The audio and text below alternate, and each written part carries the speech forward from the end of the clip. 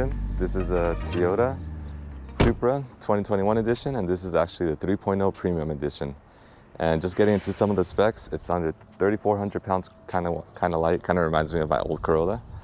0 to 60, 3.9 seconds, though people are hitting about 3.7, 3.8, so it's actually a little faster than what manufacturer says. It's an inline six, so it's not a V6, and it's also 8-speed automatic, and engine's in the front, and it's rear-wheel drive. And I think that covers those specs. And kind of just like jumping on into this, as you can see here, we have actually a carbon fiber mirror caps. It's a $950 option, pretty nice and glossy. And kind of just going into the next thing, we have a fake vent here. We'll kind of show a close-up on the next side. Here we have the standard for at least the 3.0 Premium. These are 19-inch rims, twin spoke, and the tires are actually nice and grippy. These come default. These are Michelin Pilot Super Sport tires. I actually like them a lot. You do got to warm up a bit, but pretty nice. These are the LED headlights. I might be wrong, but correct me in the comment section. And just kind of showing here, it kind of shows like the front bumper. It's actually like really nice and aggressive. And I like that black and white contrast that you see here. One thing you'll notice is it's actually a matte black. So you notice this is actually a matte black instead of like a glossy black, which is kind of good like for a front bumper in case just kind of it's gonna get scuffed up, you know, rock chips and all that. So this is probably a little better, so it's a smart idea of Toyota to choose that. Going into the next thing, kind of pointed out all that. You do see your two sensors, this little circles. You find two of them on each corner, kind of just helps you when you're parking or if you're getting too close to something. It'll show you on your dashboard inside. And I kind of just want to show a close-up of this vent. So yeah, there are a lot of fake vents on this car. I think there's plans for, I think third party or Toyota's planning on making those kind of where you could actually have the airflow through them. Next thing to point out, we have the door handles, of course. We have another fake vent here. We got the nice like side, forgetting the name at the moment, but yeah. Jumping on to the next thing, we have the gas cap here. Just to open that real quick, you just simply tap on it, opens like that. And just to close it, you just push it back in. Going on to the next thing, we have again those 19-inch rims, look pretty nice. And we have the LED tail lights back here. Something I want to point out here is a nice Supra logo that you used to see on the old Supra. And as well, right below that, we actually see the F1 rain lights down here. Pretty nice, I actually like them a lot, especially when they're on. And then this is also a dual exhaust, as you can see on the left and right side. And kind of just to show you the trunk before we open that, I want to show you the key here. So you have your couple of options. You got your unlock, your lock, opening the trunk, and then your emergency button. And just to show you how to open the trunk, you just simply hold it down, and that unlocks it.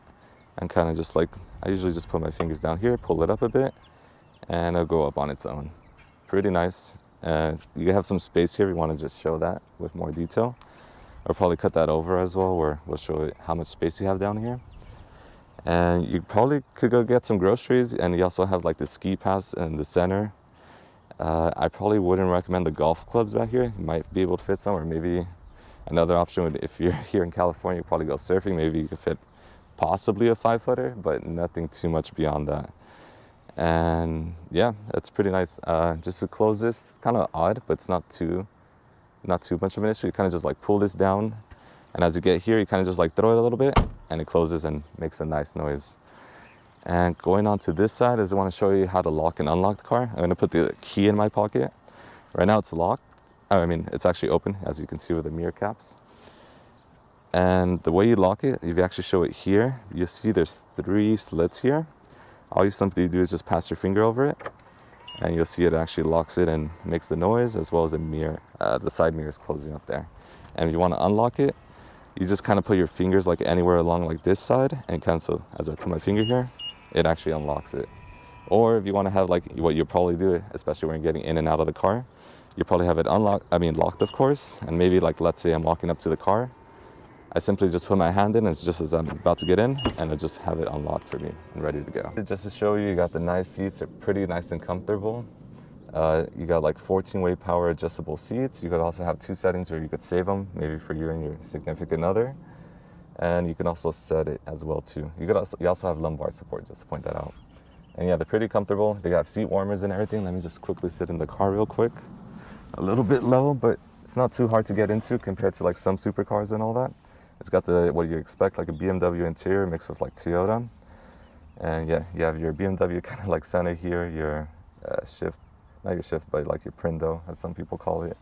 You got your AC here, so it still keeps it like actual buttons and all that are adjustable things instead of like all touchscreen. And up here you have your 8.8-inch touchscreen. All right, guys, we're gonna start the drive now. So kind of just want to show you how to turn on the car. You just have your foot on the brake, turn on the start-stop button here. Make a nice noise. It makes a nice noise. And yeah, just you quickly just unlock it, same way you would with the BMW. Hold the unlock on this side and then just pull it down to drive. And at this point, we can start the review of the actual drive. All right, guys, just getting into like the drive and all that. The turning radius for this car is actually really nice, just with how short the car is, the wheelbase and all that. So it's actually really nice when you want to just quickly maneuver around like a parking lot and all that. And as for the drive and like the steering wheel, it actually has like a nice feel, so kind of just like jiggling. It's kind of sensitive, but in a good way, as you would want like on a sporty feel. You do have to add a good amount of torque as you would expect on a sporty car. And right now, yeah, we're driving on a really nice paved road, so you might be able to hear some of the road noise, but it's not bad right now. As for the speed again, kind of want to just mention that 0 to 60, as it's rated at 3.9, though people are hitting about 3.8, 3.7, and I think people mentioned in the forums that I think when people were taking it to the dyno, you were actually getting more horsepower and torque as what the car was mentioning. All right, guys, I'll show you guys a quick launch here. 0 to 60, I won't turn on launch control, but just here with sport mode on, and we'll just get right into it.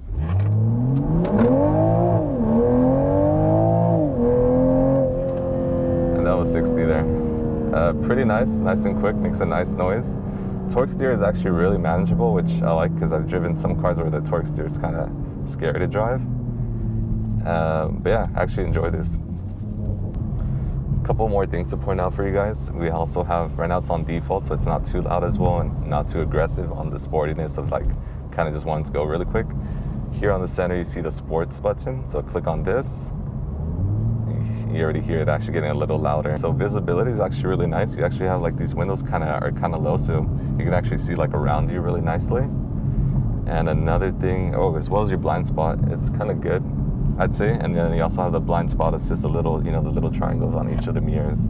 The visibility out of this car is actually pretty nice. Like looking out through the front, you're good. Your sides are actually fine too. Your blind spot, it's easy to see as well. You also have your blind spot assist there, the little triangles. As for the safety stuff on this car, it's got the lane departure assist. So if you start falling out of the lane, it'll just push you back into your lane.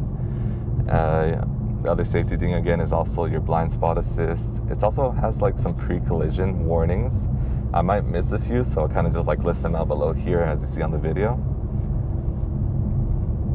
All right, guys, that ends the review for the Toyota Supra 2021 edition, 3.0 Premium Edition.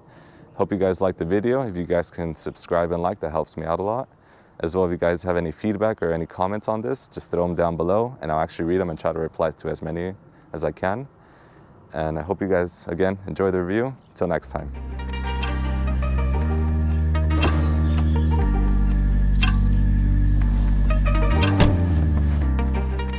As you saw, the car